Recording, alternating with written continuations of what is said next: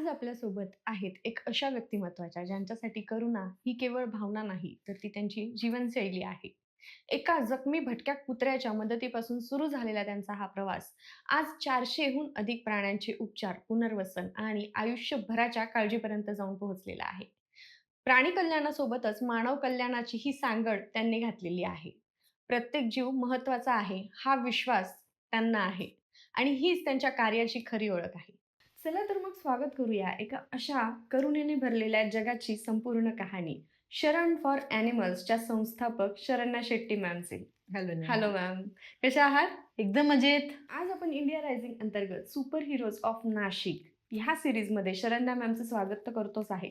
खूप साऱ्या गप्पा मॅमशी आज आपण मारणार आहोत. मॅम, आम्ही शरणबद्दल बरंच काही काही ऐकलेलं आहे आणि तुमच्या ह्या प्रेरणेचा, ह्या प्रेरणादायी प्रवासाचा आम्ही एक भाग म्हणून काय करू शकतो आणि कसं तुम्ही हे सगळं सुरुवात केलं याची कहाणी आज आपण ऐकणार आहोत. काही करू शकतो जे विचारते ना नेहा, तुम्ही आमचं जे काम आहे ते लोकांपर्यंत पोहोचवायचं जे प्रयत्न करताय ते पण खूप आहे ना आम्हाला. कारण हे आम्ही मार्केटिंग नाही करत. पण आमचं जे काम ज्यांनी फर्स्ट हँड पाहिलं आहे, जे शेल्टरला येऊन व्हिजिट केलं ते लोकांनी बाहेर जेव्हा स्प्रेड करतात तर त्याचे तेच तर अवेअरनेस आहे. कारण मी आता आयुष्याचं 20 वर्ष दिल्यावर मी खूप बोलू शकते. पण तिकडे येऊन बघून बाहेरच्या लोकांनी जेव्हा ज्यांनी पार्ट आहे, ते लोकं जेव्हा बोलतात दुसऱ्यांना आपल्याबद्दल, दॅट इज व्हेन आमचं जे विन आहे ते दिसतं ना, आमचं काम नक्कीच. आहे ते दिसतं. येस, नक्कीच, नक्कीच. पहिला प्रश्न मला तुम्हाला तोच असेल, की मॅम, शरण चालू करण्याच्या आधी तुमचा जीवन प्रवास कसा होता? किंवा तुम्ही काय लाईफस्टाईल जगत होतात? हे बघ, लहानपणापासून प्राण्यांची आवड खूप होती मला. का त्याचं रिझन आहे माझे वडील. वडिलांना खूप प्राणी आवडायचे. मग घरात नेहमीच आमच्याकडे कुत्रे, मांजरी, लव्हबर्ड्स आणि मला आपल्या प्रत्येक माणसांना ना एक लहानपणाचं एक मेमरी असतं जे आपल्याला खूप आठवतं. माझं पहिला मेमरी माझं लहानपणाचं जे आहे, माझे पप्पा हॉटेलियर होते. तर माझी बहीण आणि मम्मी, मोठी बहीण आहे मला, ते दोघं झोपायचे. पप्पा हॉटेलियर असल्यामुळे येताना 1:30-2 वाजायचे त्यांना. मी वाट बघायची. मी वाट बघायची. त्यांचं ते आता एक्सपायर झाले, 25 वर्ष झाले. पण 25 वर्षात त्यांचं एक 6 फुटाचा फिश टँक होता मोठा. तर मी ते एक अजून घरी ठेवला. ते मी काढणार नाही कधीच. तर ते फिश टँकच्या लाईटच्या खाली पप्पांनी मला महाभारत, रामायण ते सगळे शिकवलं. ते फिशेस जायचे. त्यांना खूप आवड असायचा. तर लहानपणापासून राहिला. लग्न झालं तर माझे हसबंड फील्डमध्ये होते. त्यांना पण आवड होती. ससूर जे आहेत, त्यांना ती एवढी होती, ते नेहमीच पहिले तेव्हा त्या टायमाला कळालं नाही मला. ते खायला काय असून टेबलवरनं बाहेर घेऊन जायची. मग पाहिलं तर बाहेर डॉग असायचा त्यांचा. त्याला खाऊ घालायचे ते. मग ते कधीच असं मनातनं असं म्हणजे आय बीन लकी की मला असं कधी लोकं भेटले नाही ज्यांना प्राणी आवडत नाही माझ्या लाईफमध्ये, फॅमिलीमध्ये. सगळ्यांना आवडायचा. मग ते कंटिन्यू झालं. मग आता मुलं झाले, मुलं मोठे झाल्यावर माझी एक इन्सिडेंट झाला होता माझ्याबरोबर. मी मम्मीबरोबर इकडे जायची. आपलं कुठेतरी मार्केटला जात होती. तर तिकडे जात असताना आम्हाला एक रस्त्यात एक डॉग ना त्यांनी बांधून ठेवलेला डिव्हायडरला. त्यांना बहुतेक तो नको असेल आणि ते गाडीने उडवायला पाहिजे, व्हॉटएव्हर रिझन इट वॉज. डिव्हायडरला बांधून ठेवलेला आणि मेचा महिना. तर हीटमुळे तो डॉग खूप चिडचिड आणि अग्रेसिव्ह म्हणजे तो जवळ पण येऊ द्यायचा नाही आम्हाला आणि कधीपासून बांधून ठेवलेला असेल आम्हाला माहीत नाही. तर मी तिकडे थांबले, प्रयत्न केला, लोकांना सांगितलं. आता 20 वर्ष पहिले एवढं काय होतं पण नाही आणि लोकांना थांबवलं. लोकं पण आले. आता व्हेन अ लेडी स्टँडिंग तर लोकं येतातच काही ना काही मदत करायला. पण तो डॉग ऐकेना. जवळ पण जाऊ द्यायचा नाही. मग त्या टायमाला मी एन-एम-सीमध्ये फोन केला. मला आत्ता पण ते जे सेंटेन्स ते बोलले आत्ता पण आठवतं आणि मला ऐकू येतं. मी फोन केला, तर ते काय बोलले, "मॅडम, ते जिवंत असताना काही नाही करू शकणार. तो मेल्यावर आम्ही येतो त्याला घेऊन जायला." ओह! दॅट वॉज वन थिंग जिचं मला खूप त्रास झाला, की आपण जेव्हा माणसांना काही होतं, तर एवढं ॲम्ब्युलन्स, एवढं लोकं जमा होतात, गाडीत घेऊन जातात, इकडे घेऊन जातात. पण प्राण्याला का कोणी काय करत नाही? ते इन्सिडेंट झाला तर एन-एम-सीने तसं म्हटलंय ना, तर मला इतकं ते वाईट वाटलं. तर ते कसं तरी राहिलं डोक्यात. तर माझा एक फ्रेंड होता लहानपणाचा, त्याला पण डॉग आवडायचा आणि तो वसंत मार्केट जे आहे कॅनडा कॉर्नर त्याचा ओनर आहे, ते बिल्डिंग त्यांचं आहे. मग असंच एक दिवस तो भेटला तर त्याला असंच मी बोलले, की "अरे ऐसे-ऐसे हो गया." तो बोला, "अरे अपने पास लेके आना था." मी ते डॉगला आम्ही रोप कट केला, तो पळाला. मला माहीत नाही त्याचं नंतर काय झालं. कारण तो इतका अग्रेसिव्ह झाला, तर आम्ही रोप कट केला, तो पळून गेला. तर त्याच्याशी बोलले, तो म्हटला, "अरे अपने पास टेरेस पे लेके आना था उसको." तर असंच तो मला जसं ते असेल ना, की मला एक चान्सच मिळालं त्याचं ते सेंटेन्सचा. तर तो बोलला तर त्यानंतर आफ्टरवर्ड्स 2-3 महिन्यानंतर अजून एक मला डॉग इंजर्ड सापडला. तर त्याला फोन केला, की "समीर असं-असं झालंय, मी घेऊन येऊ का?" तो म्हणाला, "हो, घेऊन ये." तर त्या टाईमाला मी तिकडे घेऊन गेले. मग तिकडे त्याला ठेवलं. मग दॅट टाईम असं असायचं ना, की माझ्याकडे मी कधी विचार नव्हता केला, की मला एन-जी-ओ उघडायचे, काही नाही. मला फक्त आवड समीर होती. सरांचं पूर्ण नाव ऐकायला आवडेल आम्हाला. समीर केदार नाव आहे त्याचं, समीर शामराव केदार म्हणून. तर मला असं हे म्हणजे अशोक स्तंभला घेऊन जायचे. तिकडे त्या टायमाला एवढं काय डॉक्टर्सचं हे नव्हतं. अशोक स्तंभला घेऊन जायची, तिकडे उपचार करायची, मग परत वसंत मार्केटला घेऊन यायची. मग टेरेसमध्ये फीडिंग करायची, मग घरी यायची, मग मुलांचं सगळं करून परत संध्याकाळी जे काय ट्रीटमेंट करायचं. असं झालं, 1 झालं, 2 झालं. मग कंटिन्यूअस मी अशोक स्तंभला येऊ-जाऊ करायची ना, तिकडे कोणी गेले ना, तर ते डॉक्टर्स पण माझे नंबर्स द्यायला लागले लोकांना. मग त्या टाईमाला मग रहा अंकल म्हणून आहे विश्वरूप रहा, त्यांनी माझ्याबद्दल ऐकलं. मग त्यांनी माझ्याशी कॉन्टॅक्ट केला. त्यांनी माझ्याशी कॉन्टॅक्ट केला असंच त्यांनी खूप एन्करेज केला. ते बोलले, सगळं हे केलं आणि त्यानंतर असं काय जुळत गेले. मग एक टाइम्स ऑफ इंडिया त्या टाईमाला खूप पेपर चालायचा. त्याची एक जर्नलिस्ट होती Sumita Sarkar. She is very close to me now. तिने मला कॉन्टॅक्ट केला, की आय हर्ड अबाउट यू, की मला तुझ्याबरोबर एक इंटरव्ह्यू करायचा आहे. ते इंटरव्ह्यू झाल्यावर मी कधी आयुष्यात परत वळून नाही पाहिला. Oh great. ते इंटरव्ह्यू झालं, की त्या टायमाला times of India Nashik plus खूप मोठा होता. तर नाशिक प्लस आल्यावर खूप नाशिकचे लोकं जुळत गेले. म्हणजे खूप कॉल्स आलेत. मग लोकं जुळत गेले. तेव्हा माझे हसबंड म्हटले, की "आता तू एन-जी-ओ रजिस्टर कर." मग नंतर ते रजिस्ट्रेशन फॉर्मॅट. मग मेनका गांधींचं ऐकलं. मी त्यांचे पी-एफ-एमध्ये कनेक्ट झाले. मग त्यांचं एक फॉर्मॅलिटी असतात, की त्यांचं फ्रँचायझीसारखं देतात ते, युनिट देतात. मग त्यांना मेल केला. मग त्यांनी आपल्याला युनिट दिला. मग नाशिकमध्ये मेनका गांधींचं युनिट झाला. मग सोसायटी रजिस्टर कर, ट्रस्ट रजिस्टर कर. मग सगळं फॉर्मॅलिटीज सुरू केले. पण स्टार्टिंगमध्ये कधीच असा विचार नव्हता केला किंवा माझं इंटेन्शनच नव्हता, की माझं इंटेन्शन फक्त होतं मला एक प्राणी सापडला जे इंजर्ड आहे, त्याला मला मदत करायची बस. मी ती एक गोष्ट खूप बघितली आहे. रस्त्यावरती जेव्हा एखाद्या कुत्र्याला उडवतात, उडवतात. बऱ्याच वेळेला ती घटना घडते. कुत्र्याला उडवून सरळ ठीक आहे कुत्राच आहे हे म्हणून पुढे निघून निघून जातात. जातात. पण तिथे जर एखादं लहान मूल असेल किंवा एखादा माणूस असेल, तर ते लोकं तिथे थांबतात, त्यांच्यावरती उपचार करतात आणि मग पुढे जातात. अशा लोकांना तुम्ही काय टॅकल करतात? आता हे बघ त्याच्यात असे लोकं जे निघून जातात ना, ते कधी आपल्याला भेटत नाही. पण माझं जे आहे ना, माझं बोलणं एकच आहे. माणसांना मला टॅकल करायचंच नाहीये. कारण माझ्या लिस्टमध्ये जर तू बघायला गेली ना, माणूस असेल तो लास्टमध्ये पण नसेल. If I have to go in the account. माझं फर्स्ट इंटेन्स मला ते प्राणीला वाचवायचं आहे. Whatever I can do for them. हे बघ सगळं 80% प्राणी आपल्याकडे जे येतात, they are not the one ज्यांना मी वाचवू शकते.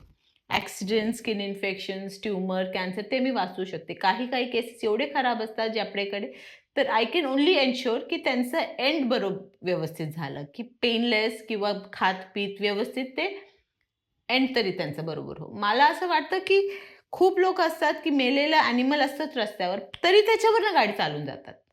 एक रिस्पेक्ट असतं. एक रिस्पेक्ट तरी द्या त्याला. जिवंत असताना आपण त्याला काही केलं नाही. मेल्यावर तरी थोडं रिस्पेक्ट द्या.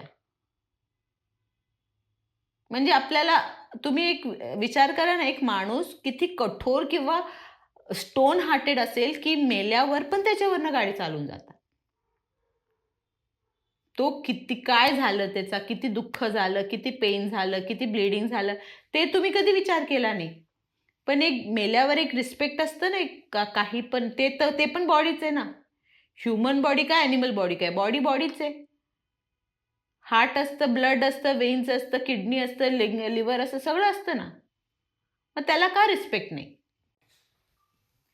शरणसारखी संस्था अगदी करुणाने भरलेली अशा संस्थेबद्दल आपण जे बोलतो आहे, ती संस्था सुरू करताना तुम्हाला कोणत्या-कोणत्या आव्हानांना असे सामोरे जावे लागले? हे बघा, जे रजिस्ट्रेशन प्रोसिजर सगळं होते ते त्या टायमाला खूप लोकांना माहीत नव्हतं. पण ते सगळं आमच्याकडनं झालं. ते आम्ही एवढं मी सांगणार नाही, की खूप प्रॉब्लेम्स क्रिएट झाले किंवा काय झालं. पण मेन प्रॉब्लेम्स काय होतात ना, त्या टायमाला 21 वर्षा पहिले, आता 21वं वर्ष चालू आहे. तू 21 वर्षा पहिले तू विचार करू शकते. आत्ता लोकांमध्ये एवढं अवेअरनेस आहे. स्ट्रीट डॉग फीडर्स आहेत, एन-जी-ओज आहे, लँड डॉग्सला हेल्प करायचं. त्या टायमाला असं काही नव्हतं. त्या टायमाला मीच रेस्क्यू करायची, मीच गाडीत भरायची, मी सगळं करायची. जर मला कळालं आणि मी रस्त्यात गेले हेल्प करायला, तर लोकांचं जे प्रतिक्रिया होती किंवा लोकांचं माझ्याकडे बघायचं जे हे होतं, ते खूप खराब होतं. मला एवढं वर्षात, 21 वर्षात मी कधीच सांगणार नाही किंवा मला ॲनिमल्सपासून कधी प्रॉब्लेम झालाय. मला लोकांपासून झालं. लोकांपासूनच प्रॉब्लेम झालाय. गव्हर्नमेंट पण हँडल होऊ शकतात. फॉर्मॅलिटी त्यांचं लीगली आपण सरळ गेलो तर आपल्याला गव्हर्नमेंटकडनं प्रॉब्लेम होतच नाही ना. हे बघ, प्रॉब्लेम जे रूल्स अँड रेग्युलेशन्स किंवा लॉमध्ये तेव्हाच होतो जेव्हा तुम्हाला उलटं कामं करायचंय. पण जेव्हा तुम्हाला सरळ-सरळ आपलं सगळं क्लिअर आहे, एव्हरीथिंग इज टू डू, आपण जेव्हा त्यांना जे आपल्याकडनं गरज आहे ते आपण फुलफिल करतो, तर गव्हर्नमेंटकडनं आपल्याला प्रॉब्लेम होतच नाही. कधी असं झालंय का प्राण्यांची संस्था करताय म्हणून तुमची फाईल बाजूला ठेवली किंवा तुमचं काम डिले केलंय? अ, नाही. असं मला मला पर्सनली मी सांगू का? मला खरं सांगते, मला गव्हर्नमेंटकडनं आत्तापर्यंत असं एन-एम-सीकडनं असेल की गव्हर्नमेंटकडनं मला असं खास प्रॉब्लेम्स क्रिएट नाही झाले. हे छोटे-मोठे प्रॉब्लेम्स होत असतात. पण that is a part and parcel of any field. पण ते आपण हँडल करू शकतो. हां, आणि तुम्ही जे सांगतात ते साईडला जातं. ते कधी होतं, पोलीस जेव्हा इन्व्हॉल्व होते ना, तेव्हा प्राण्यांना लास्ट चान्स दिले जातात. पण हे गव्हर्नमेंट ऑफिसेसमध्ये फाईल्स ज्या जातात, हे जातात, त्याच्यात कसं आपण फॉलोअप ठेवायला पाहिजे. आपण काय करतो, देऊन टाकतो आणि असं वाटतं की ते लोकं करून टाकतील. For for people who don't feel for animals are the last option. पण आपल्याला समजायला पाहिजे, आपल्याला किती फॉलोअप ठेवायचंय, किती काय करायचंय, कसं काय करायचंय. आणि जर तुम्ही सरळ काम करतोय, तुमची डॉक्युमेंटेशन सगळं, पुढचा माणूस का थांबवेल आणि त्याने थांबवलं तरी आपण का ऐकून घ्यायचा? एक्झॅक्टली. माझं एकच म्हण आहे, की मी ऐकणार का? मी जेव्हा चूक केली नाही, मी का ऐकणार? तुमचं काम काय आहे? माझं डॉक्युमेंटेशन्स क्लिअर करायला. मी तुम्हाला जे सांगताय तुम्ही देताय. तुम्ही 10 मागा, मी अजून 10 रेडी करून देईन. 1-2 दिवस लेट होईल, पण मला करायचं म्हणजे मला करायचंय. फक्त काय होतं, पोलिसांना असं वाटतं ना, लिटरली किती वेळा पोलीस मला सांगतात, "आम्हाला हेच काम आहे का?" आत्ताच एक केस झालाय, की आता सिरीन मेडोजमधनं आहे ते माणसाचं डॉगला त्याच्यासमोर वॉकला घेऊन जाताना गाडीने उडवली. त्याला माहीत आहे कोणी उडवली. तो तिकडे पण गेला. त्याला पोलिस स्टेशनमध्ये पण घेऊन गेला. सगळं झालं. सीसीटीव्ही फुटेज आहे. तरी तू विचार नाही करणार, पोलीस सपोर्ट करत नाही. आम्हाला हेच काम आहे का? बिकॉज ते प्राणी आहेत. प्राणी आहेत. आज शहरांमध्ये कोणते-कोणते प्राणी आहेत त्यांच्यावरती उपचार चालतात किंवा हे बघा, माझं एकच एम आहे. I want to help the animals who don't get help. मी फॉरेस्ट ॲनिमल्समध्ये खूप कमी जाते, कारण फॉरेस्ट डिपार्टमेंटचं काम आहे ते. बट इव्हन दोज ॲनिमल्स कधी-कधी आपल्याला फोन येतात, तर आपल्याकडे आले तर हेल्प करतो. पण आता शेल्टरमध्ये डुक्करं आहेत, गाढव आहेत, बकरी आहेत, मांजर आहेत, घोडे आहेत, गायी आहेत, कुत्रे आहेत. आय नो दॅट डुक्की. डुगी तर आमची हायलाइट आहे. हो, हायलाइट आहे. खूप प्रेमळ आहे. म्हणजे अगदी तिला असं वाटतं, की ती कुत्रा आहे. ती नक्कीच कुत्री आहे. ती डॉग फूड खाते. हो, ती डॉग फूड म्हणजे ॲक्चुअली ते एक डॉंकी आहे. डॉंकीचा बच्चा आहे तो. पण त्याला असं वाटतं, की ते डॉग आहे. सो ते डॉगमध्येच राहतं. हो, डॉग सारखंच बिहेव करतं. ती 3 दिवसाची आली होती. 3 हां. दिवसाची आली होती. आता ती 4 वर्षाची झाली आहे. तरी ती डॉग फूड खाते. ती म्हणजे लिटरली मी व्हिडिओज दाखवू शकते. माझी चूक आहे ते. मी तिला शिकवलं दार उघडायला. ओह! ती नेहमी माझ्या मागे-मागे फिरायची आणि 10 वेळा हे दार उघड, ते दार उघड, म्हणून मी तिला दार उघडायला शिकवलं. माझ्या आयुष्याचं मोठं मिस्टेक. त्याच्यासाठी अख्ख्या शेल्टरचे स्टाफ मला रागवताय. आणि तिला डॉग फूड खूप आवडतं. तर एक दिवस काय झाला होता, आम्ही संध्याकाळी जाताना, आता तर दोन स्टाफ तिकडेच राहतात. संध्याकाळी जाताना केनल्समध्ये ते जे डॉग्स आहेत ते आमची रिस्पॉन्सिबिलिटी असतात, कारण दे आर अंडर ट्रीटमेंट. हं, हं. जे फ्री आहेत दे डोंट गो एनीवेअर. तर केनल्समध्ये आम्हाला केनल ठेवावं लागतं so that they don't run away. तर ह्या पोरींनी सगळे स्टाफ गेले, डॉग्स फूड असतात केनलमध्ये, सगळे डॉग्सचे केनल्स खोलले. तिने ओह! डॉग फूड खाल्ला आणि डॉग पळवला. तू एक सांग, जर आता ज्यांना माहित नाहीये, ज्यांनी डॉग सोडलाय, त्यांना मी हे कसं एक्सप्लेन करू की गाढवानी आमचं कुत्रं पळवलं? मी माणसाने कोणाला कसं एक्सप्लेन करणार हे? की गाढवाने. आता कोणी विश्वास करेल का मला मी सांगितलं तर? अजून काय फनी इन्सिडेंट्स आहेत असे की जे नाही, घडले? ती तर रायटच आहे. तिचं रायटच आहे. जर ती म्हणजे तुम्ही जर पाहिलं पण असेल, तिला मी गेले की तिला मी ट्रीट्स द्यायला पाहिजे. हो. ती अक्षरशः मी ट्रीट नाही दिला तर माझी याचं केस पकडते आणि मला फरफटत घेऊन जाते, "तू इकडे तुझं ट्रीट्स गाडून दे मला." ओह! आणि लोक म्हणतात गाढव मठ्ठ आहे. मला असं वाटतं कोणी तुम्हाला गाढव बोलवलं ना, तुम्हाला प्राउड फील करायला पाहिजे की मला गाढव बोलवलं. Great, great, great. अजून एक मला इथे हायलाइट करायला आवडेल, तुमचा स्टाफ. हं. तुम्ही त्यांना कसं ट्रेन केलंय? कारण मी शरणला व्हिजिट केलेली आहे. ते इतके सुंदर पद्धतीने प्राण्यांना हँडल करतात, ट्रीट करतात. हे सगळं तुम्ही त्यांना शिकवलं नाही, की नेहा, काय मी एक आहे? सांगू का? तुम्ही मला इकडे बसवलाय. हं. ओके. हे कॅमेरावर मी फेस करते. पण खरं हिरोज ते लोक आहेत. माझं हे बघ, एक कामाला आपली इच्छा असायची की आम्हाला काही करायचंय. हं. पण तुम्ही प्रत्येक हे करत नाही. तुम्ही जर कधी 9:00ला आपलं शेल्टरचं टायमिंग खूप लोकं सांगतात 12ला काय? तुम्ही कधी 9ला जा शेल्टरमध्ये, तुम्हाला जमीन दिसणार नाही. हो. शेण, डॉग्स उलट्या करतात, डॉग शी करतात, डॉग शू करतात. 12पर्यंत तुम्ही तिकडे जा, इतकं सफासफ असतात. सगळे रेस्क्यूज टाईमवर असतात. म्हणजे आता माझं थोडंसं काम असलं तर मी थोडं उशीर जाते, हे कर. पण कधीच मला असं तिकडे गेल्यावर हे करावं नाही लागतं. कारण ते जे काम करतात ना, ते मनाने करतात. मी फक्त उघडलंय शरण. पण खरे हिरोज ह्याच्यातले क्राईम करतात ना, ते लोक आहेत. कारण ते नसते तर त्यांनी जर एवढं कामं केलं नसतं, मी कसं माझं जे ड्रीम आहे ते फुलफिल करू शकते. ते लोक आहेत म्हणून मी आहे. मी इकडे बसलीये. त्यांच्याशिवाय काहीच पॉसिबल नाहीये. कारण मी एकटी आता ठीक आहे, पहिले 1 होता, 2 होता. जेव्हा आता 412 प्राणी माझ्यावर डिपेंडेंट आहे. मी काय करणार? मला पॉसिबल नाहीये. नक्कीच. आणि जेव्हा मला करायचं होतं, क्लीनिंग केला, फीडिंग केला, सगळं रेस्क्यू केला. पण एवढं प्राण्यांना सगळ्यांना मी अटेंड करू शकणार नाही ना. आणि हे जे तुम्ही विचारता ट्रेनिंग देता का? ते इव्हेंच्युअली आम्ही टाईम बरोबर मी पण शिकलीये, ते पण शिकलेत. आम्ही प्रॅक्टिकल, हे त्यांचं प्रॅक्टिकल ट्रेनिंगचं नाहीये. हे सगळं आमचं जे आहे. कारण नाशिकमध्ये 21 इयर्स झाले आम्हाला. 21 इयर्स पहिले ह्याचं काहीच नव्हतं ॲनिमलचं. आत्ता ट्रेनिंग आहे, आत्ता सगळं आहे. आता डॉग कॅचिंग नेट्स आहेत. तेव्हा आम्ही कसं पकडायचो आम्हाला माहीत आहे. म्हणजे थोडक्यात हा ट्रेनिंगचा नाही तर आवडीचा भाग आहे. It is a practical knowledge. आमचं सगळ्यांचं जे आहे प्रॅक्टिकल नॉलेज आहे. आता केनल्स क्लिनिंग असतो. आता केनल इकडनं जात नाहीये पाणी. मग ठीक आहे, आता इकडनं ट्राय केला. हां, हे केल्यावर अजून ड्राय होतंय, अजून व्यवस्थित होतंय. मग आता असंच करू. तर this is all practical knowledge. My staff is also trained by experience. Oh great. नक्कीच. आणि आता लोक येतात आमच्याकडे की हम लोग ऐसे एबीसी कर रहे हैं, हम हमारे स्टाफ को ट्रेनिंग दो. पण आपले स्टाफ जे आहेत they are all trend by experience. कारण कोणी पण असे नाही आहेत की जे आता 1-2 वर्षाचे आहेत. सगळे almost 80% of our staff like literally working for me since last 12 years.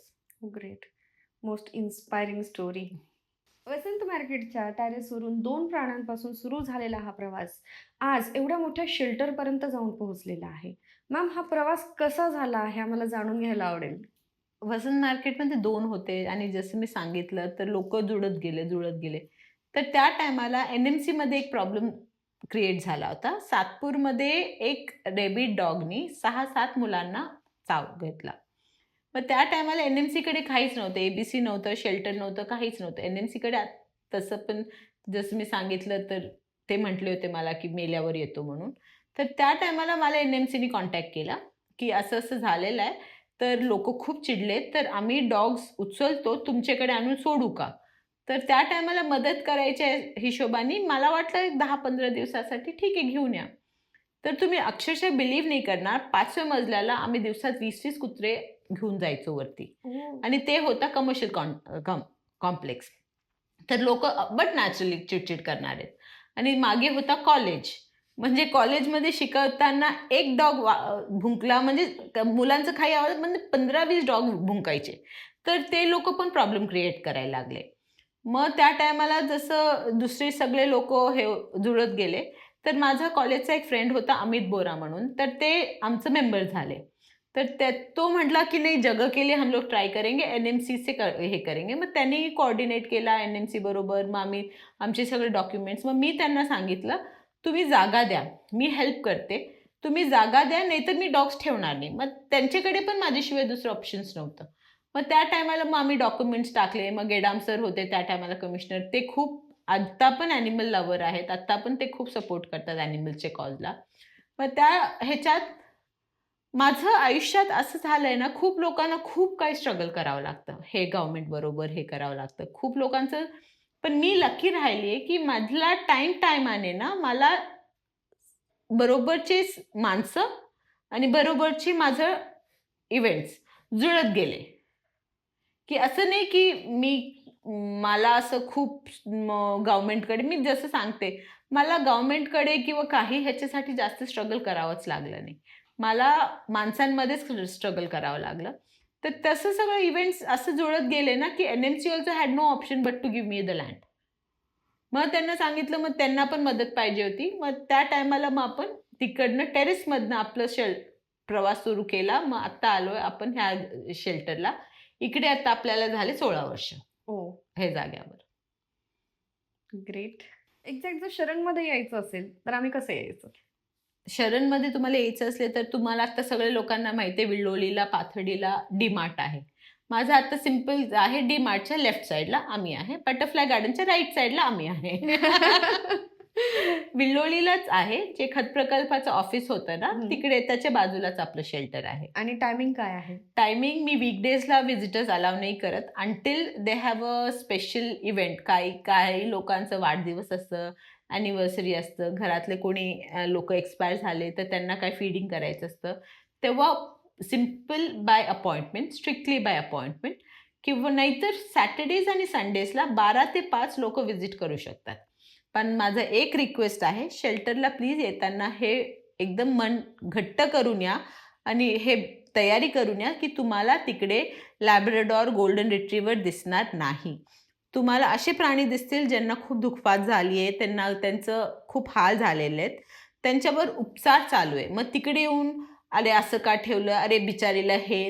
तुमची जर मनाची तयारी आहे, ते दुःख बघायला तरच या. कारण खूप लोकं बटरफ्लाय गार्डनला जातात. मग असं वाटतं, "अरे इकडे एन-जी-ओ आहे." ते झू म्हणून येतात.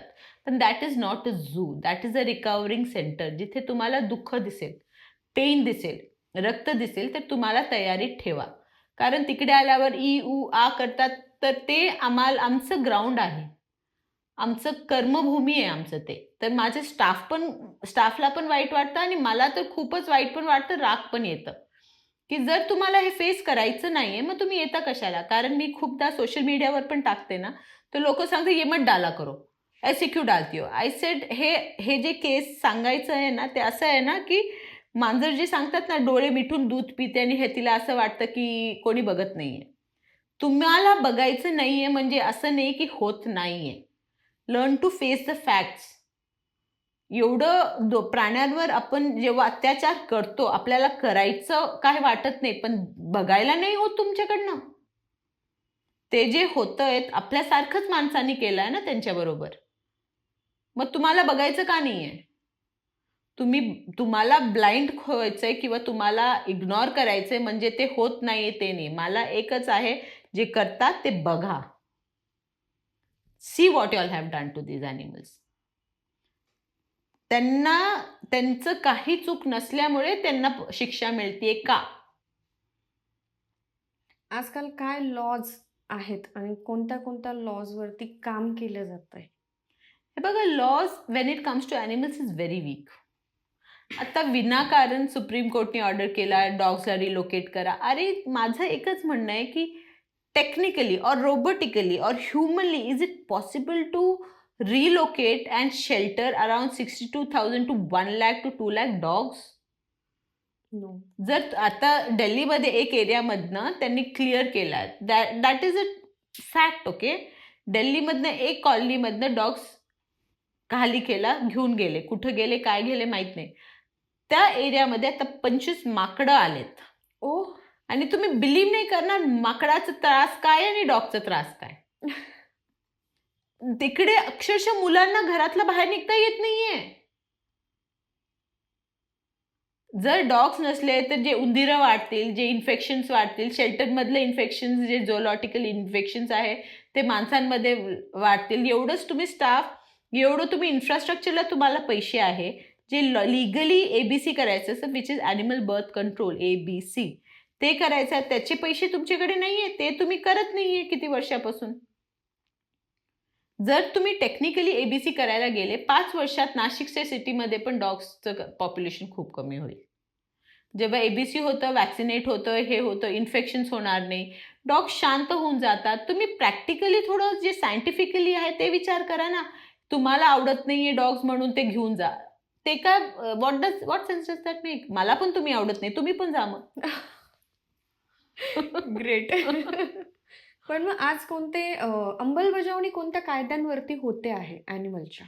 हे बघा, आता जसं बघायला गेलो तर ABC is the only legal जे आहे ॲस्पेक्ट जे थोडंसं फॉलो केलं जातात. जे नाहीतर पोलीसकडे किंवा क्रुएल्टी किंवा दुसऱ्या केसेसमध्ये लिटरली पोलिसांकडनं पण काही सपोर्ट मिळत नाही. कारण लिगली ते रूल्स आर व्हेरी वीक. म्हणजे लिटरली तुम्ही एक कुत्रा मारला. आता माझ्याकडे होप आहे. My hope is an acid attack सर्वायव्हर.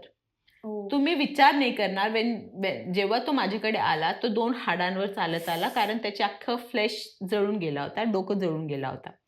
तर त्या डॉगचा एवढा मोठा त्याच्यावर दुःखपात केला, पण त्याचं आम्ही फॉलोअप घेतला, पोलीस केला, सगळं केला. काय फरक पडला? 50 रुपयांनी त्या माणसाला काय फरक पडणार आहे?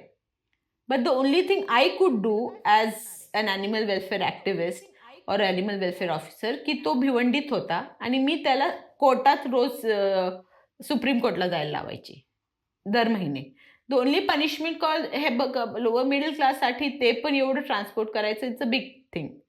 I only could do that much to him. But other than that काय शिक्षा झालीच नाही ना. शिक्षा देवाने दिलं त्याला, तो एक्सपायर झाला, that is a different thing.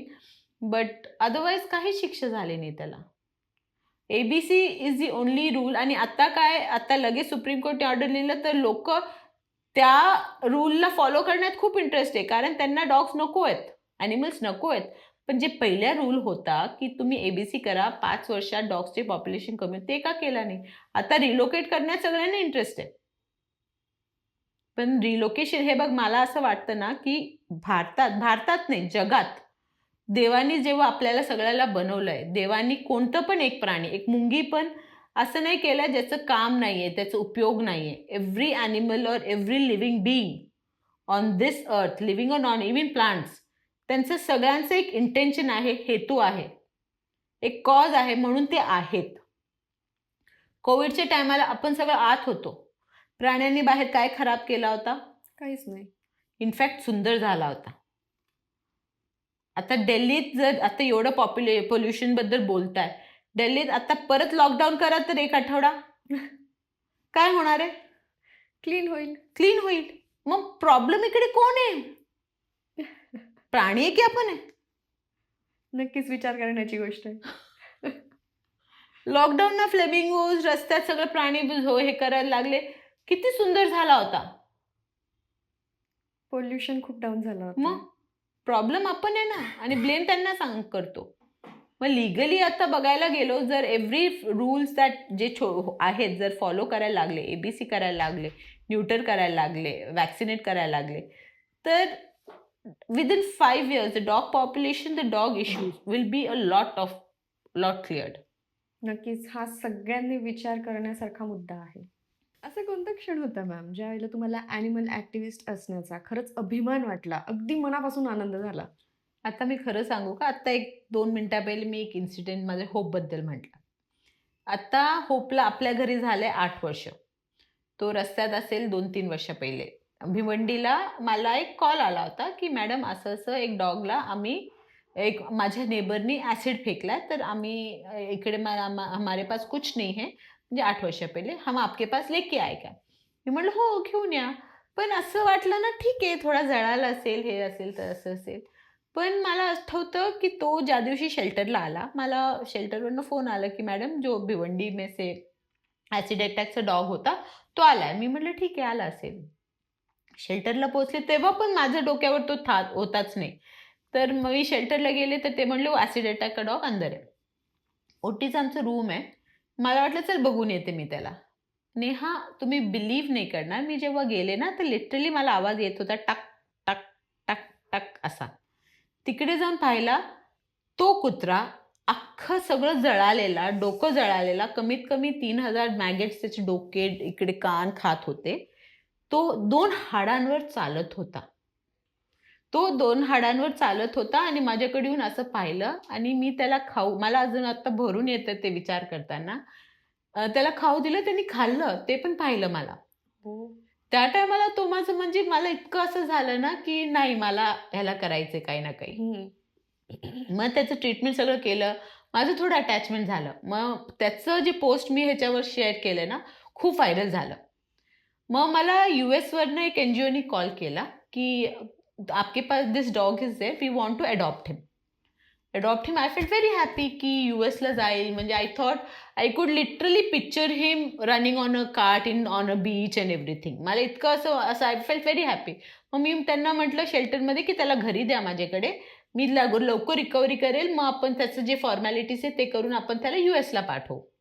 तर तो घरी आला. तो घरी आला तर इव्हेंच्युअली तो रिकव्हरी होताना माझं पण अटॅचमेंट झालं त्याच्याकडे. पण त्याच्याशी अटॅचमेंट झाल्यानंतर attachment was one reason. Second reason is me नंतर विचार केला, हे बघ ते ज्यांनी यूएसवरनं मला कॉन्टॅक्ट केला दॅट वॉज अन एन-जी-ओ.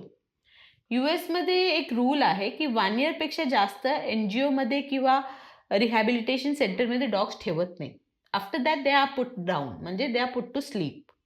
तेव्हा मला वाटलं जर हा 2 पायावर आहे. जर ह्याला कोणी अडॉप्ट नाही केला, eventually after year he is going to put down. तर रिझन काय आहे? What is the point in sending him all over? तर तो आता मग मीच ठेवलं. मग त्यांना सांगितलं, की मी नाही देणार, he will be with me. त्याचा आता काट केला. आत्ता मला असं as an animal welfare officer किंवा त्याला जेव्हा बघते ना, तर मला इतकं प्राउड फीलिंग होतं. तो आत्ता माझ्याकडे मी घरी फक्त स्पेशल डॉग अडॉप्ट करते.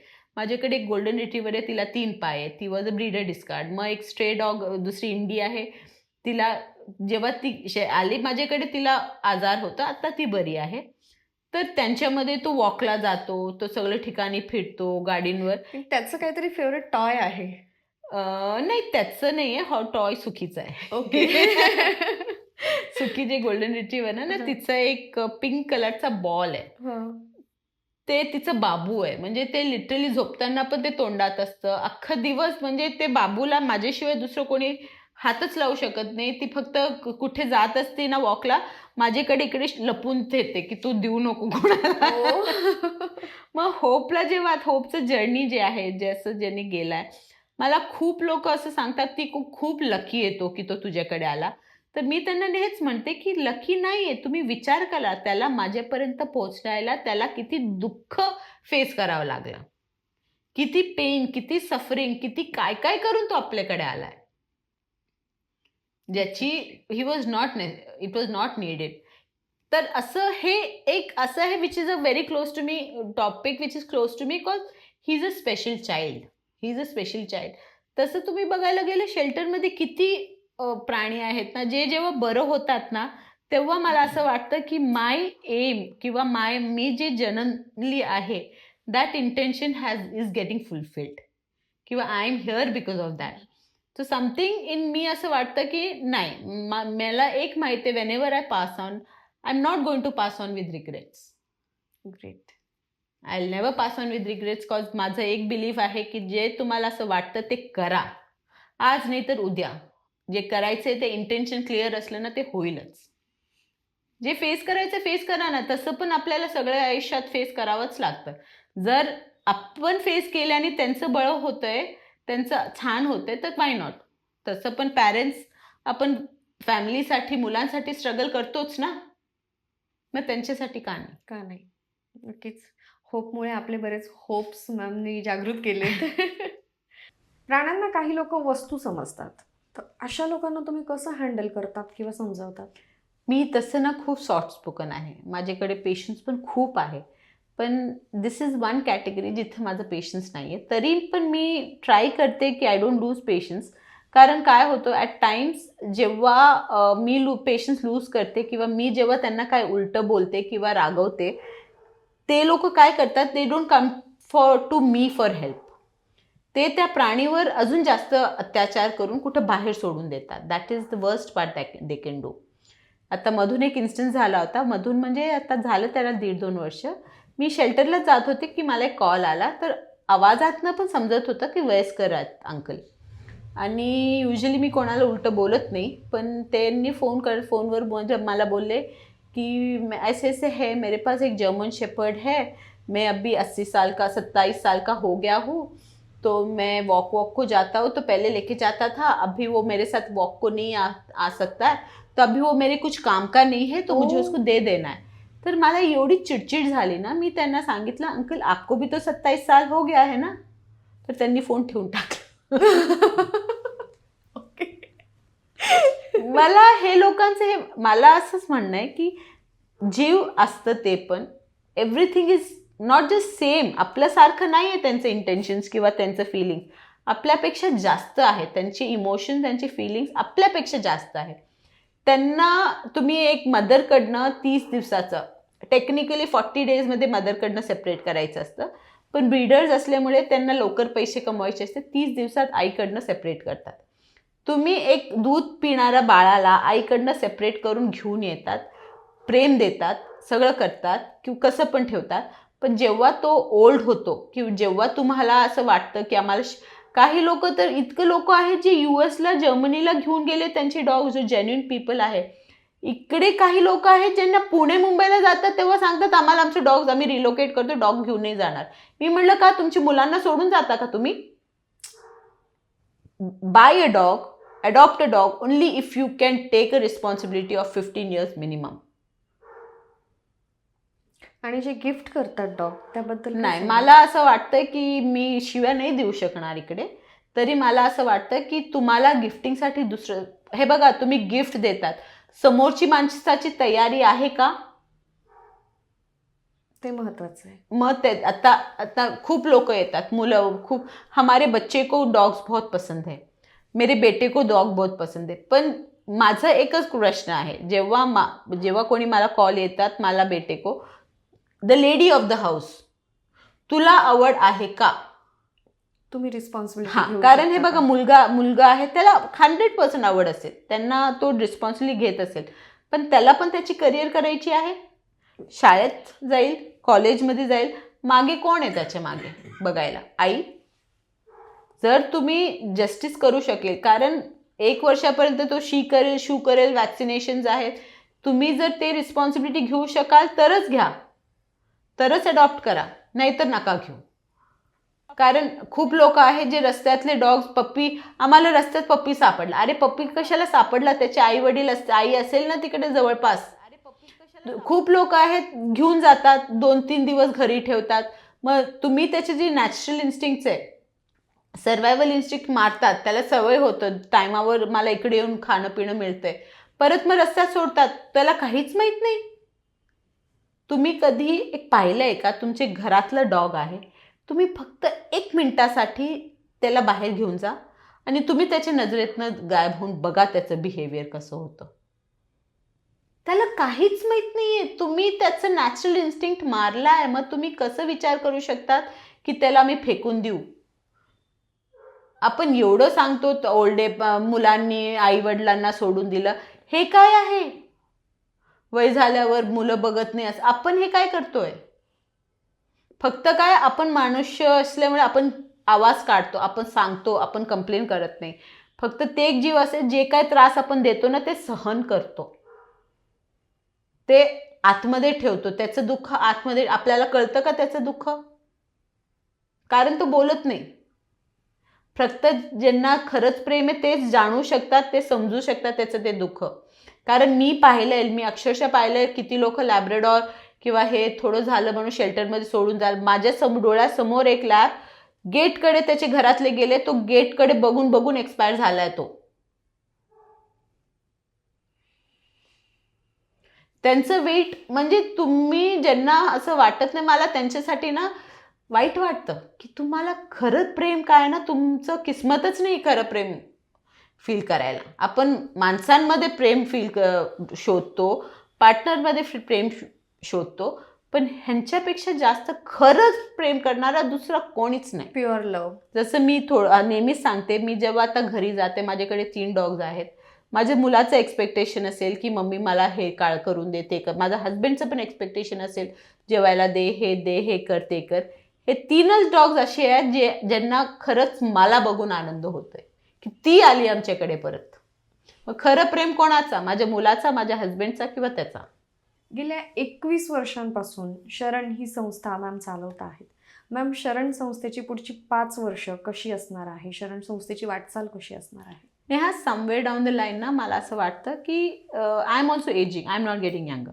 मी 21 वर्ष केले because I was there was nobody else doing it. पण आत्ताचं जनरेशन जे आहे ना खूप एम्पॅथेटिक आहे किंवा त्यांना इंटरेस्ट आहे, be whatever the reason, त्यांचं काही पण रिझन असो to coming in to this field, पण येस दे आर इंटरेस्टेड. तर मला असं वाटतं की now in my next journey, मला आत्ता जेव्हा मुलं येतात, I want more people to come in. आणि हे जे रेस्क्यूज, शेल्टर किंवा फीडिंगचं I am not a believer in street feeding, पण जे रेस्क्यूज आहे, जे एम्पॅथेटिक आहे, जेव्हा ट्रीटमेंट आहे, त्याच्यात त्यांनी पार्ट ॲक्टिव्हली घ्यावं. कारण नाव आय वॉन्ट टू शिफ्ट. माझा घरातला माझा स्वतःचा डॉग, माझं खूप म्हणजे एक सांगतात ना, माझ्या आयुष्यात 100 डॉग्स येतील घरात, तरी एक डॉग असतं who is a soul animal. तर माझा एक असंच ॲडॉप्टेड बीगल होता who was extremely attach to me, आणि he came into my life when I was in the worst phase of my life. म्हणजे मला खूप emotionally I was very down. तर त्या टायमाला आला, तर त्यांनी खूप सपोर्ट केला मला त्याच्यातनं बाहेर निघायला. पण ते एक सांगतात ना, तो फक्त मला बाहेर काढायला आला होता. He had his journey with me only for 3 years. 3-4 वर्षाचा होता तो. माझ्याकडे 8 महिन्याचा माझ्याकडे आला होता. तर तो आला, पण आफ्टर दॅट, आफ्टर 3 years त्यातला तो काहीतरी त्याला असं डोळे लाल होऊ लागले. I took them to the doctors here, treatment केला, हे केला, ते केला, खूप काय काय ट्रीटमेंट केला. पण दिवसांदिवस तो त्याचं हेल्थ डिटॉरेट व्हायला लागला. एक दिवस सकाळी मी पाहिलं, तो उठत नव्हता. उठला की बसायचा. That time what was the time I decided की बस झालं, नाशिकमध्ये मला नाही करायचं त्याला. गाडीत टाकलं, मुंबईला घेऊन गेले. त्याचं एक्सरे हे केलं की लगेच त्याला सांगितलं त्याला ट्रॅकियात कॅन्सर होता, ट्यूमर होता. अँड आय रिग्रेट, किंवा मी आयुष्यभर ते मी स्वतःवर घेणारे की why didn't I take the decision of taking him to Bombay earlier. तिकडे घेऊन गेले. मग it was that so bad, it had got so bad की तो ब्रीथ करू शकत नव्हता. तर त्याचं ट्रीटमेंट केलं, तरी सोनोग्राफी त्याला मला आठवतं मी त्याला त्याचं MRI सांगितलं होतं. तर मी MRIमध्ये ओपन MRI असतं, तर बॉम्बेत MRIसाठी घेऊन गेले होते. तर clinic was full of animal MRI नव्हता, ह्युमन MRI होता. तर ओपन MRI म्हणजे त्यांना एक छोटंसं स्लिट करतात, त्याच्यातनं मशीन टाकून ते बघतात ट्रॅकियाच्या तिकडे. तर मला तिकडे ते म्हटले होते की he is in such a state की त्याच्यातनं तो ॲनेस्थेशियामधनं तो बाहेर येईल की नाही आम्हाला माहीत नाही. But I had to get it done. मला ते करायचंच, म्हणजे त्याचं ट्रीटमेंटसाठी इट वॉज व्हेरी इम्पॉर्टंट. मला आठवतं कमीत कमी ते क्लिनिकमध्ये ना बॉम्बेत 50-60 लोक असतील. जेव्हा त्याला आत घेऊन गेलं मी रडायला लागले, कारण बिकॉज आय डिडंट नो की मी परत त्याला बघेल की नाही. त्या टायमाला लोक लिटरली माझ्यावर हसले की ही काय कुत्र्यासाठी एवढं रडतीये, पण they will never understand what he was to me. त्या टायमाला मी एव्हरी फ्रायडे नाशिकमध्ये ट्रीटमेंटचं एवढं हे आहे की एव्हरी फ्रायडे त्याला सकाळी मुंबईला घेऊन जायची. त्याचं फक्त किमोचं इंजेक्शन द्यायला पण नाशिकमध्ये काही नव्हतं, because they had to apply a heart rating monitor to him when he was being given chemo. तर त्या टायमाला ते झालं, तर स्ट्रगल केलं नाशिकमध्ये, पण हे काय जे काय करायचं त्याचं केलं. But after 2 months he didn't survive, he expire. Peanut गेल्यावर I have made up this mind की रेस्क्यूज आणि ते सगळं आहे, पण that is the time when I also realise की आम्ही पण शेल्टरवर प्राण्यांच्या जीवावर एक्सपेरिमेंटच करतोय. कारण जेव्हा तुम्ही ॲडमिट होतात, पहिले डॉक्टर काय करतात, नाही हा तू मला उत्तर दे, तुम्हाला जर आजार झाले, when you go to the hospital तुमच्यावर काय केलं जातं पहिले? टेस्ट. आपण का आपल्याकडे काय टेस्ट होतो? कुठे पण आपण वेटरनरी डॉक्टर्सकडे जा, कुठं पण जा, टेस्ट होत नाही. कारण नाशिकमध्ये त्याचं फॅसिलिटीच नाही. So after peanut expired, I decided की मला रेस्क्यूज आणि ते तर आहेच, पण जर त्यांना मी खरंच ते ट्रीटमेंट किंवा त्यांना जे हक्क आहे ते देऊ शकले नाही, what is the point in me bringing in so many animals together? आता शेल्टरला आपण घेऊन येतो, जेव्हा आपल्याकडे आता माझ्याकडे एक्सरे मशीन आणि पॅथॉलॉजी मी केला आहे शेल्टरवर, पण जेव्हा नव्हता तर आम्ही यायचा एक पहिला अँटीबायोटिक द्यायचा, त्याच्यात बरं झालं तर ठीक आहे, त्यानंतर परत दुसरं करा, त्याच्यापेक्षा स्ट्रॉंग काही ना काही टुक्का लागेलच ना. जेव्हा माणसांना आपण विदाउट डायग्नोस्टिक हात लावत नाही, आपण प्राण्यांच्या जीवावर कसं खेळ खेळतोय? एक्सपेरिमेंटच करतोय. हे चाललेलं, मेलोनेक्स नाही चाललं तर हे चालेल, हे नाही चाललं तर ते चालेल, काही ना काही एक चालेल. सो आय हॅव डिसाइडेड की आत्ता मला, आणि we are working, I am very seriously working on making a diagnostic centre for animals, जिथे मला सगळं करायचं आहे. तर एक्सरे आहे, पोर्टेबल आहे, वॉटर थेरपी आहे, MRIs आहे, सगळं पाहिजे. And other than that I want to work exclusively for senior dogs and handicap dogs. कारण तुम्ही रस्त्यावर पण सिनियर डॉग्स पाहिले ना, फिट डॉग्स आहेत तर ते आपलं आपलं खाणं पिणं शोधून देतात, सगळं खाऊन घेतात. But after a certain times जेव्हा हे फिट डॉग्स ना मोठे डॉग्सला खाऊ पिऊ देत नाही, किंवा they are not able to walk, चालायला स्लो, तर that is when they need us. Otherwise when they are fit they don't need us. तर मला exclusively diagnostic and special centre for handicapped आणि सिनियर डॉग्ससाठी, डॉग्सच नाही, मला प्रत्येक animal, anyone who needs me is always welcome to me, कोणतं पण प्राणी असू दे. जसे मी पण बघितलेले आहेत, सध्या घोडी पण खूप दिसत आहेत रस्त्यावरती, जी सोडून दिलेली आहेत. हो. मधून तुम्हाला एक सटाणाजवळ एक हे सांगते, केस आहे. मला एकदा कॉल आला होता की आमच्याकडे इकडे खूप घोडे आहेत, तुम्ही घेऊन जा. पण इकडे खूप घोडे काय बोले, खूप वर्षापासून आहे. एका माणसाने एक घोडा सोडला, मग तिकडेच एक घोडी आली, ते त्यांचं झालं, त्यांचे बच्चे झाले खूप. तसं आत्ता झाले होते 13 घोडे तिकडे. आणि त्या घोड्यांना माणसांचं सवय नाही, हात लावू देत नाही, ते they were spoiling the farms. आणि तिकडे सगळं फार्म लोक असल्यामुळे, तर एका घोड्यांनी असंच काहीतरी फार्म खात होता, तो माणूस मारायला गेला, त्याने उडी मारली, छातीत लाथ मारली आणि दॅट मॅन एक्सपायर्ड. मग ते एरियातले लोक इतकं ॲग्रेसिव्ह झाले की तुम्ही घेऊन जा, नाही तर आम्ही सगळ्यांना मारून टाकू. तर त्या टायमाला मला ते आठवतं, तुम्ही घोडे म्हटले ना, तर लोक काय करतात, सोडून देतात, काम करायला लावतात, मग सोडून देतात. पण दॅट इज रॉंग. तुम्ही कोणाचा म्हणजे उपयोग करून घेताय. आपण सांगतो त्याचं आपण हे करतो, त्याचा उपयोग माणसांना उपयोग, ते खूप मोठं चूक आहे. पण आपण जे प्राण्यांचा उपयोग करून त्यांना जेव्हा गरज आहे आपली सोडून देतो, ते चूक नसतं. आज खूप जास्त गायी पण कत्तलखान्यात जात आहेत, त्याबद्दल काय बोलाल? गायी कत्तलखान्यात तर जातातच आहे, ते तर नाशिकमध्ये सगळ्यात मोठं हब आहे स्लॉटर जे जातात. पण तुम्ही कधी एक एक्सपिरियन्स अजून पाहिलं आहे का? आपल्याला जे रस्त्यात आपण गायी बघतो ते एकदम कोल-मटोल, आपल्याला असं वाटतं खाऊन पिऊन एकदम हेल्दी आहेत. माझ्याकडे 3 महिन्या पहिले 130 गायी होती. आत्ता आपले गायी झालेत ऑलमोस्ट कमीत कमी नाही 160 होती, आत्ता झालेत अराउंड 130. तर किती वेळा झालं की हेल्दी दिसतोय, आज इतकं सुंदर आहे, उद्या मी पाहिलं तर मला फोटो येतं की हा एक्सपायर झाला का? What is the reason? मग असं 2-3दा झाले, तर मला असं वाटलं की नाही, आय हॅव टू नो, किंवा शेल्टरमध्ये काहीतरी इन्फेक्शन असेल किंवा आपण काहीतरी करू शकतो. त्यानंतर नेहा तुम्ही बिलीव्ह नाही करणार, मी 18 गायींचे PM केला आहे. 18 18 cattles as soon as expired आमचं त्यांचं PM केलं आहे.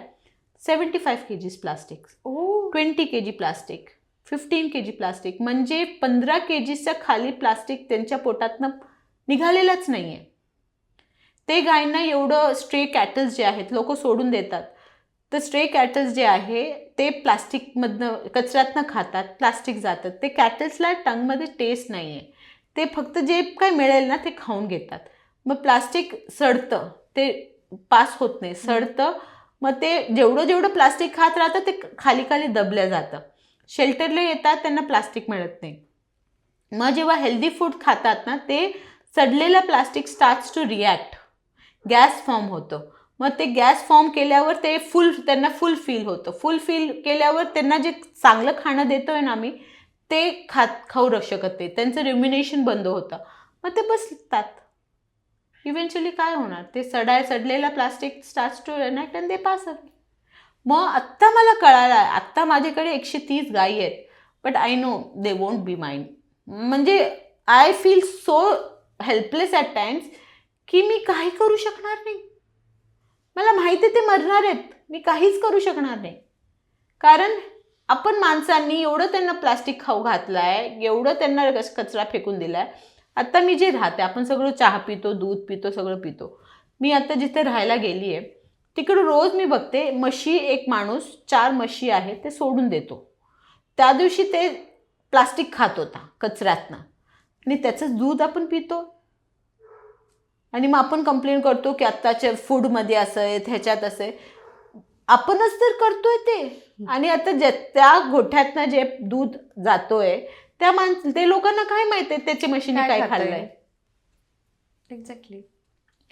हे रस्त्यात पण जे आहेत ना खूप लोक आहेत ते घेऊन जातात, दूध काढतात, मग परत सोडून देतात किंवा मेल झाले की गेले स्लॉटरला. आपल्याकडे 25 एक दिवसात स्लॉटरचे काफ्स येतात जे 3 दिवसाचे 2 दिवसाचे, ते पण स्लॉटरला पाठवतात.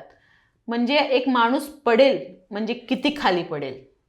आणि हे सगळं महानगरपालिकेच्या अंतर्गत होत आहे. महानगर पोलीस, कारण एवढं पण तुम्ही डेफ डम अँड ब्लाइंड नाही आहे ना की तुम्हाला कळत नाही आहे. आणि इम्पॉर्टंट काय आहे, स्ट्रे डॉग्स, त्यांना गायब करा, त्यांना घेऊन जा. ते ट्रेट आहे. हे सगळं जे आपण करतोय ते ट्रेट नाही. आता लास्ट वीकमध्ये एक इव्हेंट झाला होता, कमीत कमी 25,000 फुगे उडवले. ते फुगे कुठे आहेत तुम्ही विचार केलाय कधी? म्हणजे आपणच तर आपलीच वाट लावतोय आणि ब्लेम प्राण्यांना केलं जातंय. असं ह्याच्यात आपले जे माझी मुलं तरी मोठे आहेत, जे छोटे छोटे मुलं आहेत, तुम्ही सांगा ना ते आता जेव्हा मोठे होतील ते काय बघतील. विचार करण्यासारखा विषय आहे.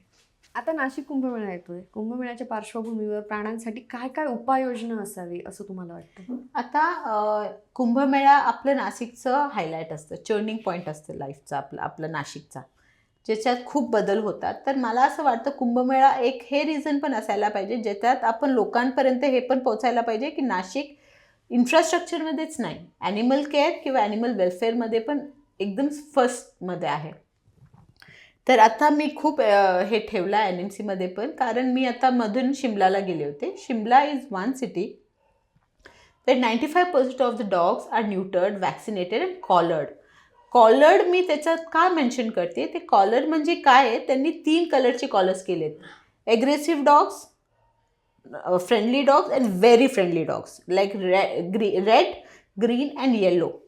मग त्याच्यात काय लोकांना सॅग्रिगेट करता येतं. नॉट जस्ट दॅट, एक टीम आहे of youngsters who have made this very unique and very beautiful collars which has trackers in them. You won't believe it, ते ट्रॅकर पडला तरी with on the app photo येता of the dog की कोणत्या डॉगचं tracker कुठे पडलाय. You pick up the collar of course because it's expensive. आता नाशिकमध्ये किती आपल्याला मिळेल कारण किती आपण हे करू, पण ॲटलिस्ट कुंभमेळ्याच्या टायमाला that will be very efficient for us to know किती डॉग्स न्यूटर्ड आहे. ॲटलिस्ट स्पेसिफिक एरिया तरी केला पाहिजे. आणि माझं आता अजून एक असं प्रपोजल होतं जे ABC आहे.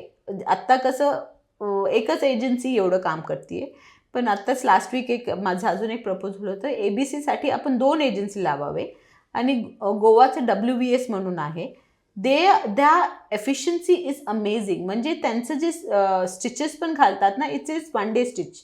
म्हणजे तुम्ही संध्याकाळी डॉगचा सोडू पण शकता आणि फक्त 2 स्टिचेसमध्ये अख्खं क्लिअर करून टाकतात. अँड एफिशियंट म्हणजे आत्ताच मी ठेवलं की दर महिन्यात किंवा 1 आठवड्यासाठी जर त्यांना बोलवलं फॉर टिल कुंभमेळा, तर कमीत कमी 60% of the dogs will be neutered in Nashik if you give 2 agencies and all.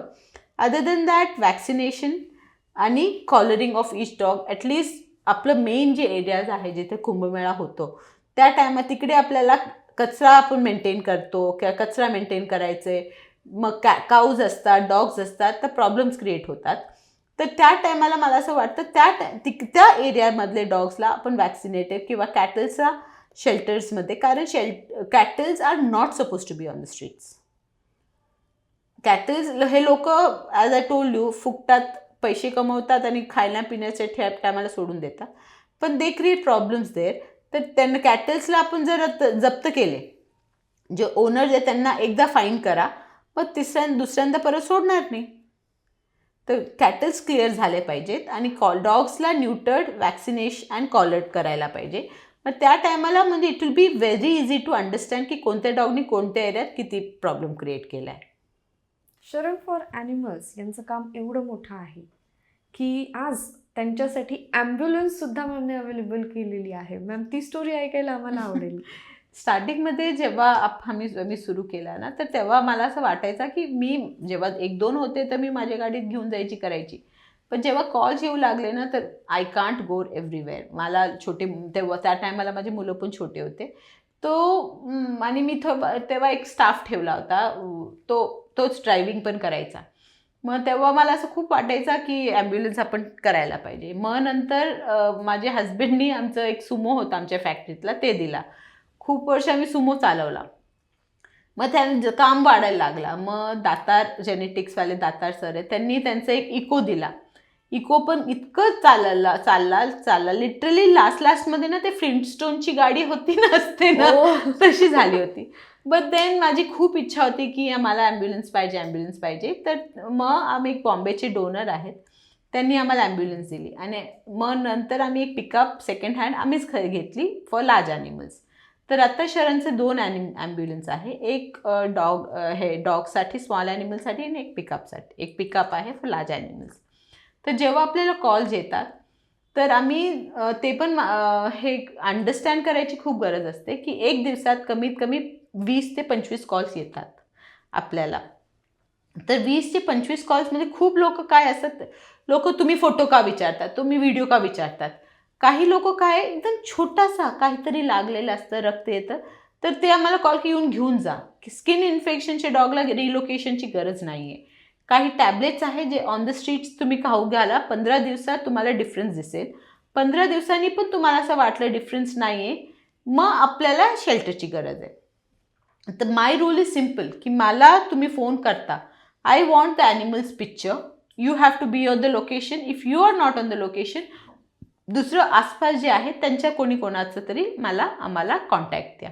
कारण काय होतं, ॲनिमल असं प्राणी आहे जे मूव्ह करतो. तू एक विचार, तुम्ही आपलं आहे शेल्टर विल्लोळीवरनं पंचवटीपर्यंत गेली गाडी, आपलं एवढं फ्यूल पेट्रोल टाईम जातं, तेव्हापर्यंत दुसरे कॉल्स पण लाईनवर असतात. तिकडे जाऊन डॉग नसला तर चक्कर वेस्ट आहे ना. आपलं ambulance is running free of cost, आम्ही तुम्हाला चार्ज करत नाही आहे. So it is very important की काही लोक काय, त्यांना ते डॉग नको असतं म्हणून दे मेक अ रिझन की तो आजारी आहे घेऊन जा. सो फॉर मी रिझन, जर जखम नाही आहे सेंड मी अ व्हिडिओ, कारण व्हिडिओमध्ये आपल्याला कळतं की आजारी आहे, काय आहे, हेल्दी आहे. So either you have to send me a photo or you have to send me a video. अजून एक आहे, तुम्ही राहा तिकडे लोकेशनवर, नाहीतर कोणाला थांबायला लावा तिकडे, किंवा आसपास जे आहे त्या माणसाचा नंबर द्या आम्हाला. Because that is how I can ensure की that only dog is picked up. कारण पहिले जेव्हा मी नाही मागायचो, किती वेळ असं झालंय की आम्ही एक डॉगसाठी गेलोय, तो निघून गेलाय, तिकडेच आम्हाला दुसरा डॉग सापडलाय who was injured, we picked up that person, that dog and we bought it to the shelter. मग दुसऱ्या दिवशी तो माणूस मला फोन करून शिव्या देतोय, ते डॉग अजून इकडेच आहे, तुम्ही का घेऊन नाही गेले. So it is very important, कारण एकदा रेस्क्यू झाल्यावर आम्ही फॉर्मॅटवर साईन करतो. कारण काय आहे, काही लोक ना प्रॉब्लेम क्रिएट करतात नंतर. स्ट्रीट फीडर्स आहे, काय आहे की तुम्ही असं कसं घेऊन गेले हे करते, म्हणून कंप्लेनंटचं आम्ही एक साईन रिसीट पण देतो त्यांना की असं असं आहे, जर ओनर आहे कोणी आहे ते मी शेल्टरला येऊन घेऊन जा. तो इट इज व्हेरी क्लॅरिटी जेवढं ह्या कामात ठेवलं ना, because anywhere it is life. लोक कमी करतात कमी, पण when it comes to problem, जर 4 लोक करतायत ना, but when it comes to creating problem तेव्हा 20 लोक रेडी होतात. So it is for me, my security, my shelter security and my staff security, I see to it की तुम्ही माझ्याकडे डॉक्युमेंट मला देताना साईन करून द्या. एक रिसिट तुमच्याकडे ठेवा, एक रिसिट माझ्याकडे द्या. आणि अपडेट्स पण तुम्ही फोनवर काढून घेऊ शकता ना, but then you can't expect की माझं आपले जे हेल्पलाईन नंबर आहे सकाळ दुपार संध्याकाळी तिन्ही टायमाला अपडेट देतील तुम्हाला. काही लोक आहे रेस्क्यू पाठवता, त्यांनी खाल्लं का, त्याला हे दिलं का, वी कांट डू दॅट. आणि काही लोक येतात की आम्हाला आमचं डॉग तुम्ही आणलं, आम्हाला त्याला फीड करायचं. No, you can't do that. कारण त्याला एकट्याला फीड करायला जेव्हा आले तर दुसरे सगळे तिकडे येऊन उभं राहतात, मग तिकडे भांडणं होतात. आणि काही लोकांचं असतं सोडून जातात ना, I tell them strictly you are not coming back. कारण तुम्ही सोडलं ना आता त्याला, मग आत्ता काय नाटकं करायची की आम्हाला त्याची खूप वाईटतं, आम्हाला आठवण येतं. अरे कशाला, सेटल होऊ दे ना त्याला. So the ambulance runs, but for me to send an ambulance, माझे काय टर्म्स अँड कंडिशन्स आहेत, that has to be fulfilled. कारण डझंट मेक सेन्स. कारण तुमचं पंचवटीपर्यंत गाडी आले तेव्हापर्यंत ते डॉग नाही आहे, पण त्याच्या पहिले ते देवळालीला गेले असते ना, जर the dog is not there. कारण डॉग तिकडेच बसलेला नसतो, तो 2-3 किलोमीटर पुढे गेला असतो. आम्ही कसं शोधणार? जर हे जागेवर नाही तर ते तरी वाचेल. हां, ते तरी वाचेल ना. कारण किती वेळा जेव्हा लेट होतात ना, लोक कळत नाहीत, लोकांना हे बेसिक्स कळत नाही. लोक शिव्या द्यायला लागतात, मग ड्रायव्हरला मारायला जातात, which is not acceptable to me. For me, my staff are heroes. मी माझ्या स्टाफच्या सेक्युरिटीसाठी काही पण करेन, कारण they are doing what God should be doing. देवाचं काम ते करताय. कारण जे बोलतो ना ते माणूस एवढं ना शिशू नाही साफ करू शकणार सकाळी. एक्झॅक्टली. एका केनलमध्ये थोडं शी दिसलं ना, लोक तोंड असं करून निघून जातात. सो मॅमला फक्त हेच सांगायचं आहे, मॅमची ॲम्ब्युलन्स येणार, बट टर्म्स अँड कंडिशन आपल्याला पण फॉलो करावे लागतील. मॅडमचं हे सगळं बोलणं ऐकून मला पण प्रेरणा मिळते आणि मला पण इच्छा होते की काहीतरी काम करावं. सो मला पण जर शरणसाठी काम करायचं असेल, प्राण्यांसाठी काम करायचं असेल, तर मी काय करू शकते?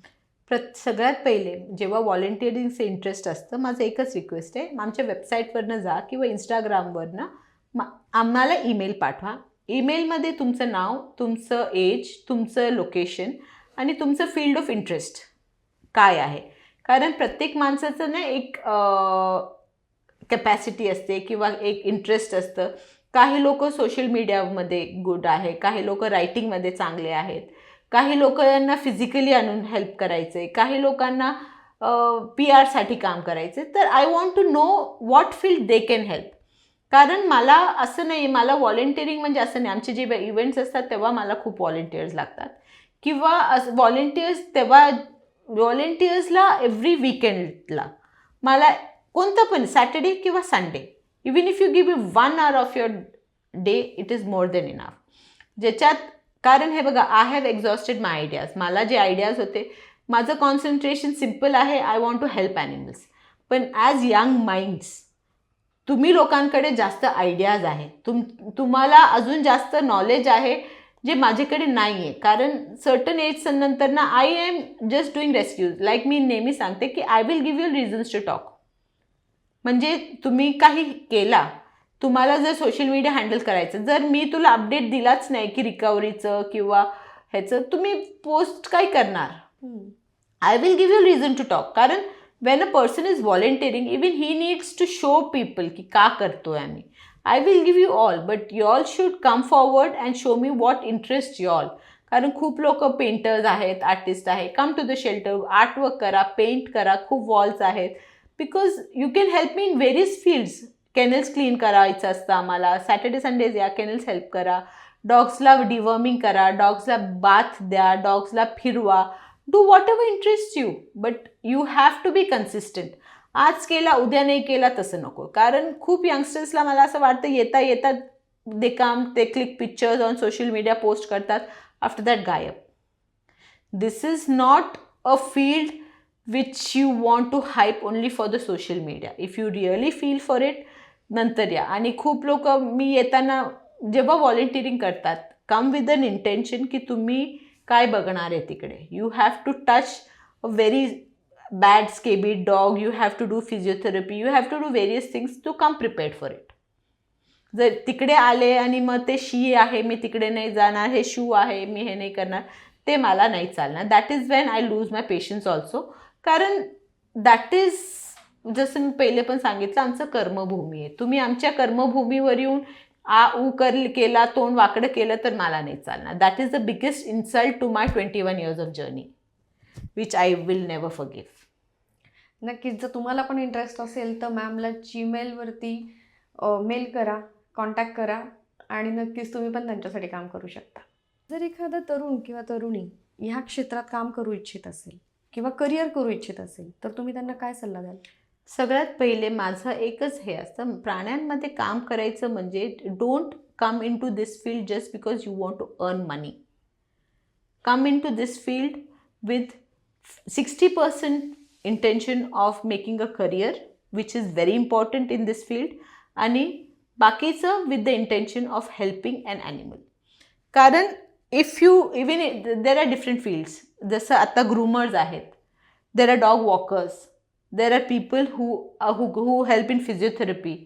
खूप लोक आहेत जे डॉग फूड बनवतात, लाईक स्विगी आणि हे सगळं तसं चालवतात. खूप फील्ड्स आहेत, पण एव्हरीथिंग हे एक कसं आहे की it has to be consistency. कारण हे एक फील्ड आहे जिथे इमिजिएटली तुम्हाला सगळं मिळणार नाही. इट विल इव्हेंच्युअली ग्रो जेव्हा जसं जसं लोक हे करतात. देर आर ग्रूमर्सचे ट्रेनिंग्ज आहेत, there are physiotherapies, there are people who read dogs, there people who understand dogs. तर बिहेवियरिस्ट आहे, ट्रेनर्स आहे, फीडर्स आहेत, वॉकर्स आहेत किंवा वेटिनरियन्स आहेत. But any field you go, you have to understand that you have to help and you have to support the ones who can't talk for themselves. तर प्रत्येक डॉगचा किंवा प्रत्येक प्राणीचा तुम्हाला नेचर, तुम्हाला ब्रीड, तुम्हाला ते सगळं समजून, and it's a journey. It's not one thing, it's a journey. आणि जर खूप लोक येतात की NGO उघडायचे आम्हाला, my first thing when it comes to animal welfare is, when you want to come to animal welfare, first thing see to it की तुमचं करिअर कॉन्स्टंट आहे. कारण ह्या फील्डमध्ये तुम्हाला खूप पैसा मिळत नाही. जर तुम्ही स्वतःचं करिअर किंवा तुमच्या स्वतःचं केअर घेऊ शकले, दॅट इज वेन 4 पैसा तुम्ही त्याच्यात टाकू शकतात. किंवा हे विचार करून येऊ नका की डोनेशनमधलं जे पैसा येईल ते आमचं करिअरमध्ये आम्हाला हेल्प करेल. नो, दॅट मनी जेव्हा तुम्ही कोणाला कोणी देताय, that they R giving for the animals, not for you. So you have to have a strong career if you are coming on as an animal welfare officer or an animal welfare activist or open an NGO. And other than that, there are groomers, you can be a veterinarian, you can be dog walkers, you can be dog behaviorist, trainers, there are lots of fields. नक्कीच भरपूर opportunities आहेत, पण ते एक intention ठेवून मग याच्यात तुम्ही करिअर करू शकता. येस. अभ्यास करायला तर खूप गोष्टी आहेत, पण प्राण्यांबद्दल जर अभ्यास करायचा झाला किंवा काही मुद्दे ॲड करायचे झाले शालेय शिक्षणामध्ये, तर ते कोणते ॲड झाले पाहिजेत? मला असं वाटतं एम्पथी किंवा जे प्रेम आहे प्राण्यांकडे किंवा अवेअरनेस जे आहे प्राण्यांकडे किंवा एन्व्हायरमेंटलसाठी, ते शाळेतनं आणि शालेय शिक्षणामधनंच आपण पुढे करू शकतो. कारण आता मी माझं पण काही व्ह्यूज आहे, काही आयडियाज आहे जे मी चेंज नाही करणार. आता तू मला काय म्हटले की मॅम तुम्ही असं नका करू, तसं करू, I won't be convinced. But जर उद्या माझा मुलगा म्हटला किंवा माझी मुलगी म्हटली मम्मी असं आपल्याला नाही करायचं, असं करायचं, probably that is the same thing that you told me. पण मी ते बोलले म्हणून मी कन्व्हिन्स होईल. Y? Because my kids told me. कारण असं मला म्हणून असं वाटतं की मुलांमध्ये आपण एम्पथी किंवा आता जसं मी दिवाळीचं किंवा मी हे पोस्ट टाकतो, खूप लोक मला शिव्या देतात की तुम्ही ईद टायमाला ते पण टाकतो, पण लोकांना ते हायलाईट करायचं असतं. ईदच्या टायमाला नाही टाकत, तुम्ही फक्त दिवाळीच्या टायमाला फटाक्याच्या अगेन्स्ट टाकतो. पण तर मी पोस्ट केल्याने लोक कन्व्हिन्स नाही होत. पण जेव्हा शाळेत आम्ही जातो, लोकांना मुलांना समजवतो की फटाक्यांनी काय होतात, त्याचे दुष्परिणाम किंवा एन्व्हायरमेंटमध्ये काय होतं, प्राण्यांमध्ये. जर उद्या जेव्हा मुलगा सांगतो आईवडिलांना की आम्हाला फटाके नाही फोडायचे, असं होतं, तेव्हा पॅरेंट्स कन्व्हिन्स होतात. आता पतंग आहे, आम्ही सांगतो तो लोक मानत नाही, पण जेव्हा मुलं सांगतात की नाही नाही पक्षी आजारी होतात, किती इन्स्टन्स झालेत. आम्ही शाळेत मुलांना अवेअरनेस केलं आणि लोक ते घरी जाऊन सांगतात आम्हाला नाही पतंग उडवायचं. तर that is Wien the journey begins. मुलं आहे जे त्यांनाच हे भविष्य चालवायचं आहे, तेच उद्या हे एन्व्हायरमेंट बघतील, तेच उद्या हे वर्ल्ड बघतील, मग त्यांनाच आपल्याला शिकवा ना. कारण मुलंच पॅरेंट्सचं व्ह्यू बदलू शकतात, आम्ही नाही बदलू शकणार. म्हणून एम्पथी जे निर्माण करायचं असतं ते छोटे मुलांमध्ये करायचं असतं. कारण आई वडील जर ई ऊ करत दगडमार शिकवलं तर मुलगा काय शिकणार, दगडमारच शिकणार ना. तर आपल्याला त्यांना सांगायचंय की तुम्ही दगड मारताय त्यांनी काय होतंय. आई वडील दगड मारायला सांगताय, पण हे सांगत नाही की दगड मारल्याने त्यांना किती दुःख होतंय, किंवा दगड मारल्याने तो तुम्हाला रिटर्न चावू शकतो. हां, खूप लोक सायकलनी जाता हे करून जातात, लात मारून जातात. तर ते सगळं मुलांना जेव्हा कळतं की आपल्यामुळे त्यांना त्रास होतोय, आणि मुलांचं मन ना खूप सॉफ्ट असतं, ते कन्व्हिन्स होतात, त्यांना फील होतं. तर मला असं वाटतं एज्युकेशनमध्ये हे is empathy, developing empathy in kids खूप इम्पॉर्टंट आहे इन एज्युकेशन. कारण एज्युकेशन आणि स्कूल तिकडनं निर्माण होतात मुलं.